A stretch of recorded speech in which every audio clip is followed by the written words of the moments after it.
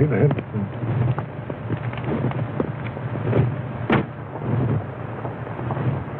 Let's see now, I've got to speak one or two words, and just to try my voice, I understand. Well, there are two things that people always want to ask me. Well, one of them is how I ever came to write the Sherlock Holmes stories, and the other is about how I came to have psychic experiences and to take so much interest in that question. Well, first of all, about the Sherlock Holmes stories, they came about in this way. I was quite a young doctor at the time. I'd had, of course, a scientific training, and I used occasionally to read detective stories. It always annoyed me how in the old-fashioned detective story, the detective always seemed to get at his results either by some sort of lucky chance or a fluke, or else it was quite unexplained how he got there. He got there, but he never gave an explanation how. Well, that didn't seem to me quite playing the game. It seemed to me that he's bound to give his reasons why he came to his conclusions. Well, once I began to think about this, I began to think of turning scientific methods, as it were, onto the work of detection. And I used, as a student, to have an old professor, his name was Doyle, who was extraordinarily quick at deductive work. He would look at the patient, he would hardly allow the patient to open his mouth, but he would make his diagnosis of the disease and also very often of the patient's nationality and occupation and other points entirely by his power of observation. So naturally I thought to myself, well, if a scientific man like Bell was to come into the detective business, he wouldn't do these things by chance. He'd get the thing by building it up scientifically. So, having once conceived that line of thought, you can well imagine that I had, as it were, a new idea of the detective, and one which it interested me to work out. I thought of 100 little dodges, as you may say, 100 little touches by which he could build up his conclusions, and then I began to write stories on those lines.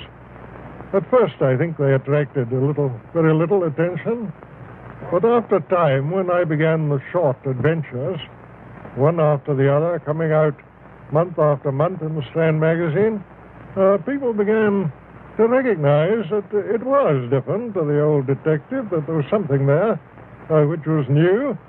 They began to buy the magazine, and it prospered, and so I may say did I. We both came along together, and from that time, Sherlock Holmes fairly took root. I've written a good deal more about him than I ever intended to do, but my hand has been rather forced by kind friends who continually wanted to know more, and so it is that this monstrous growth has come out of what was really a comparatively small seed. Now, the curious thing is how many people there are in the world who are perfectly convinced that he is a living human being. I get letters addressed to him, and I get letters asking for his autograph, get letters addressed to his rather stupid friend, Watson. I've even had ladies writing to say that they'd be very glad to act as his housekeeper.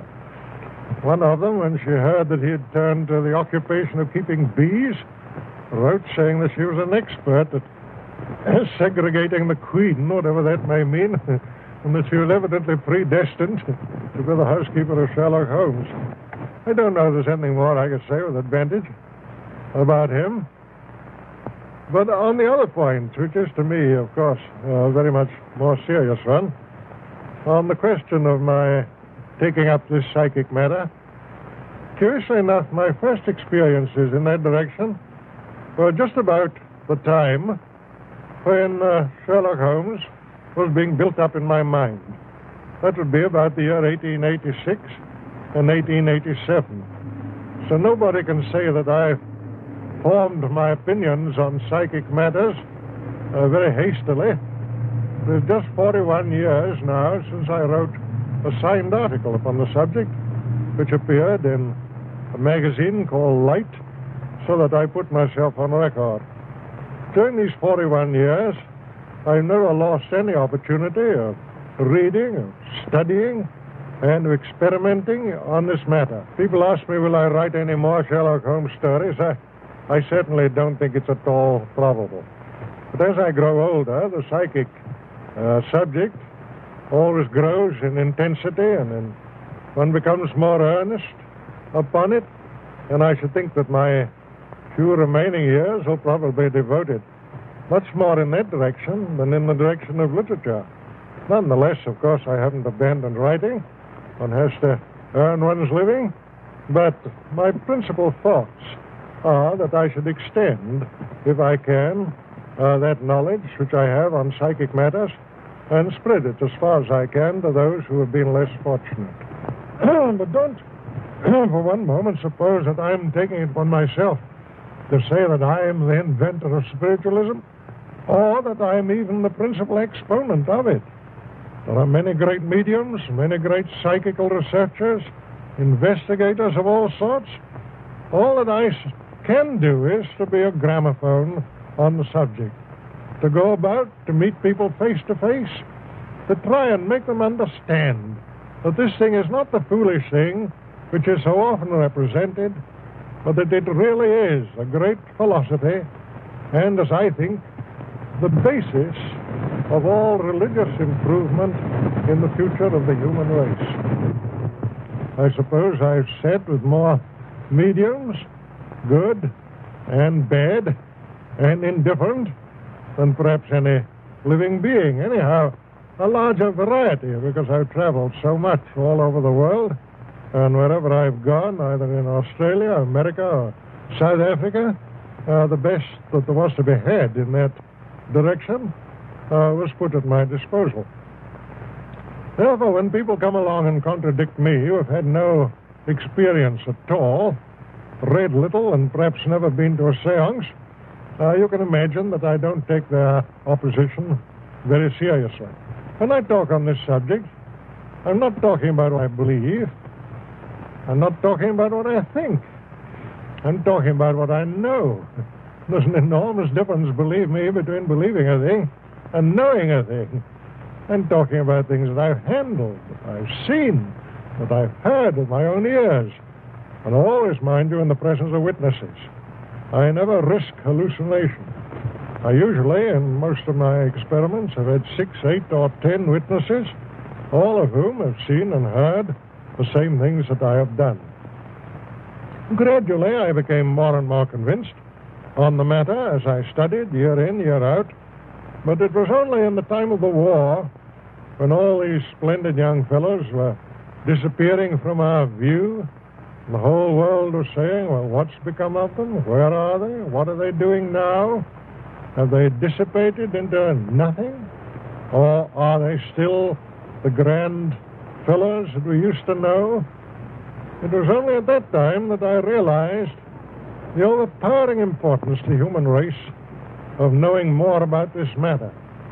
Then it was that I flung myself more earnestly into it, and that I felt the highest purpose that I could possibly devote the remainder of my life to was trying to bring across to other people something of that knowledge and assurance which I had acquired myself. Certainly the results have justified me. I'm quite sure I could fill a room of my house with the letters that I have received from people telling me of the consolation which my writings on this subject and my lectures on this subject have given to them. How they have once more heard the sound of a vanished voice and felt the touch of the vanished hand.